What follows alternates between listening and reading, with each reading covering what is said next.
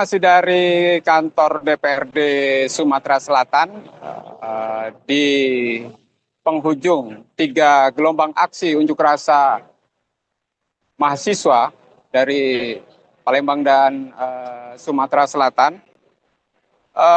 Sejak pagi tadi hingga petang hari ini, mahasiswa dari 3 aliansi sudah perlahan membubarkan diri. Ini terlihat dari pantauan udara kami yang memperlihatkan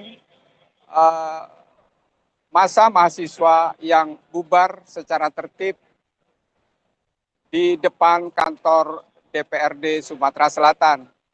Arus lalu lintas pun yang tadi sempat ditutup di beberapa tempat yang menuju ke kantor DPRD Sumatera Selatan saat ini perlahan mulai dibuka.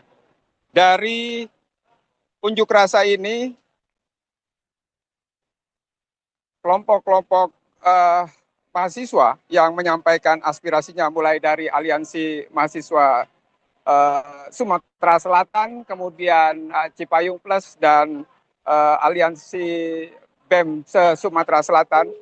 Poin tuntutan yang disampaikan kepada anggota DPRD Sumatera Selatan yang tadi juga ditemui oleh Ketua DPRD Sumatera Selatan, wakilnya dan sejumlah anggota, tuntutannya secara garis besar adalah untuk membatalkan tunjangan anggota Dewan Perwakilan Rakyat, mendesak Dewan Perwakilan Rakyat mengesahkan RUU perampasan aset, evaluasi kinerja Dewan Perwakilan Rakyat, evaluasi persyaratan penerimaan anggota Polri, serta prioritas kesejahteraan guru, kembalikan kebebasan pers sebagaimana mestinya.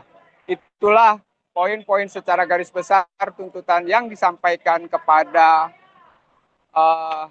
anggota Dewan dan diharapkan oleh mahasiswa untuk disampaikan kepada